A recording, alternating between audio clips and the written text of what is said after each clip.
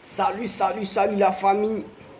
Fofana Jean Mato, tout savoir sur la développerie, votre confrère guinéen qui vous parle de la développerie, rien que de la développerie. Venez sur ma chaîne YouTube Jean Mato Fofana, dans mon groupe Facebook, page Facebook, groupe WhatsApp développerie 2023 US. Avec moi, vous allez toujours être au point de la mode. Ok? Je tiens à remercier toutes les personnes qui ont pris le temps de s'abonner sur ma chaîne YouTube. Toutes les personnes qui ont pris le temps de s'abonner sur ma page Facebook dans mon groupe Facebook Développerie 2023 US et sur mon groupe WhatsApp Développerie 2023 US.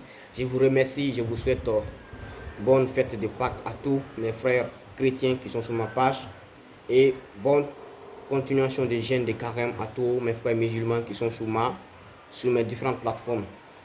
Donc je reviens, ça fait un peu longtemps que je n'ai pas fait de vidéos concernant le processus de la développerie. Donc je tiens d'abord à vous informer que il nous reste J-20 ou 15 jours pour la proclamation ou pour la sortie des résultats de la DV 2023 qui se joue en 2021 le 7 mai, ça veut dire le mois qui vient, le 7 mai. Donc soyez prêts, bonne chance à tout et chacun. Donc c'est pas l'objectif de la vidéo. L'objectif de cette vidéo c'est parler du sponsoring. Je sais que j'en ai parlé beaucoup dans mes précédentes vidéos, mais je vais beaucoup plus éclaircir là-dessus. Comment trouver un sponsor, comment chercher un sponsor, comment avoir un sponsor et qui doit être votre sponsor. Merci. La vidéo d'aujourd'hui va s'accentuer sur ça. Pour ne pas prendre trop le temps, nous allons commencer. Il faut savoir qu'une fois que vous sélectionnez au cours de la développerie, que ce soit la développerie 2021, 2022, 2023, ou bien les résultats qui doivent sortir au compte de la DV 2023, une fois que vous êtes sélectionné, vous êtes appelé à remplir un DS260. Et dans ce DS260, ils vont vous demander l'adresse de votre sponsor ou bien de la personne qui doit vous parrainer. C'est la personne appelle votre sponsor. Donc, ils vont vous demander son adresse. Il faut savoir que lors de l'inscription, on te demande une adresse. Ça, c'est ton adresse du joueur principal. Mais dans le DS260, il demande l'adresse de la personne qui va te recevoir aux États-Unis. Ça, c'est ton sponsor. Donc, c'est ce sponsor-là que nous allons parler. Comment chercher le sponsor-là? Voici comment chercher le sponsor. On peut gagner le sponsor par plusieurs moyens. Peut-être une connaissance que vous connaissez qui est déjà aux États-Unis. Ça peut être un ami, un parent de la famille, ou bien un parent à un ami que vous connaissez. Donc, il peut vous sponsoriser, il peut vous parrainer. Donc, ou bien ça peut être vous pouvez connaître quelqu'un dans votre église, dans votre congrégation, ou bien dans votre ensemble, ou bien dans votre groupe, ou bien dans vos différents groupes WhatsApp, développerie, une connaissance que vous connaissez là-bas, vous êtes rentré en contact avec cette personne et vous l'avez expliqué que vous avez gagné à la développerie et que vous êtes actuellement à la recherche d'une personne qui peut vous parrainer et la personne a dû accepter de vous parrainer ou bien d'être votre sponsor. Voici, ça c'est la seconde manière ou la seconde méthode de trouver un sponsor. Vous êtes dans une église, vous êtes dans une congrégation ou vous priez dans une église dont l'église est de renommée internationale. L'église a des représentations aux États-Unis. Donc, le pasteur peut rentrer en contact avec ces chrétiens qui sont là-bas. Si une fois que vous avez expliqué votre cas à votre pasteur, il peut vous aider à chercher dans l'une de vos églises, surtout aux États-Unis, des chrétiens qui sont là-bas qui peuvent vous aider à vous parrainer, à être votre sponsor. Voici la troisième manière. La quatrième manière, bon, tu peux aller dans les groupes de suivi. Ça veut dire aujourd'hui, il y a des gens qui se trouvent aux États-Unis qui ont des groupes de suivi.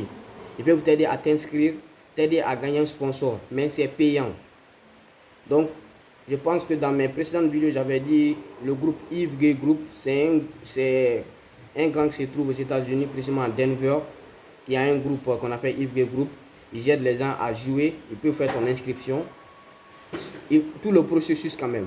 Ils font ton suivi jusqu'à ce que tu sois sur le sol américain, jusqu'à ce que tu aies ton premier boulot sur le sol américain, mais c'est payant.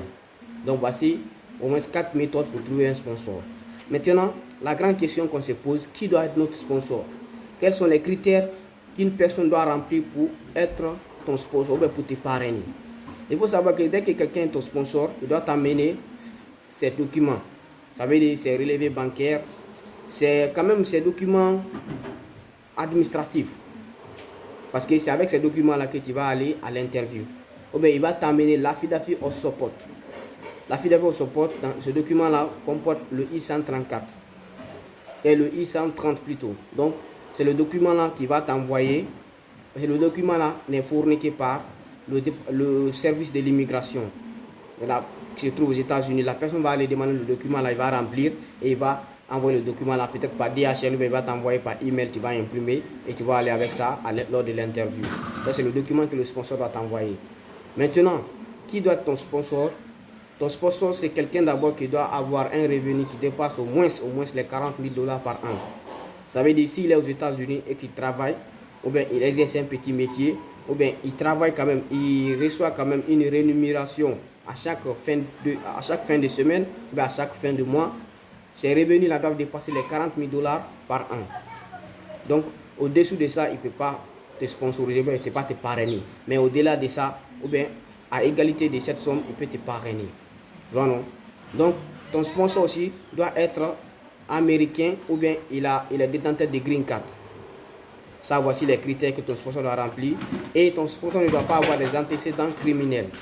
Si j'ai des antécédents criminels, ça veut dire qu'il n'a jamais fait la prison aux États-Unis ou bien il n'a jamais été condamné par aucun tribunal américain. Donc, il doit être quelqu'un qui est clean. Ça veut dire que son casier judiciaire est vide. Donc, ce sont les questions que vous devez poser à la personne qui est prête à vous parrainer. Est-ce qu'il a une fois fait la prison? Est-ce qu'il a un casier judiciaire vide? Parce que si votre sponsor a ce genre de choses dans son dossier, ce serait très difficile qu'on puisse l'accepter pourvu qu'il puisse vous parrainer. Parce que déjà, c'est quelqu'un, s'il a un dossier, il a un casier judiciaire qui est déjà rempli, c'est qu'il a déjà commis quelque chose, un délit ou un dégât avec la loi. Ça va réduire vos chances, ça va beaucoup réduire vos chances pour que vous puissiez avoir le visa.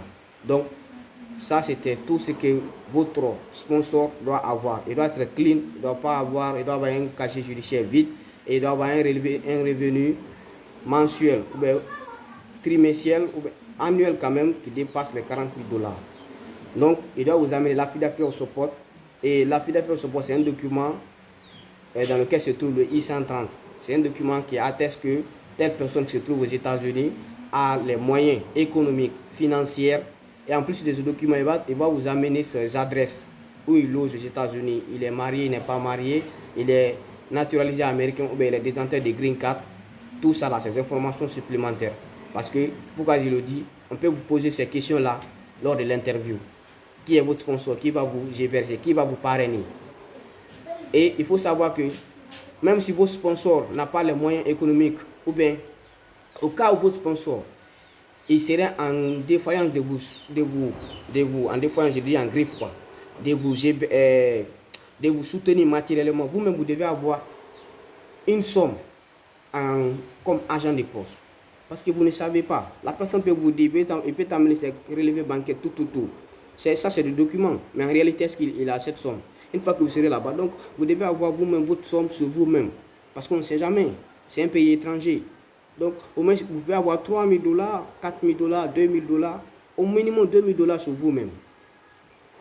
Avant d'aller. Parce qu'on ne sait jamais.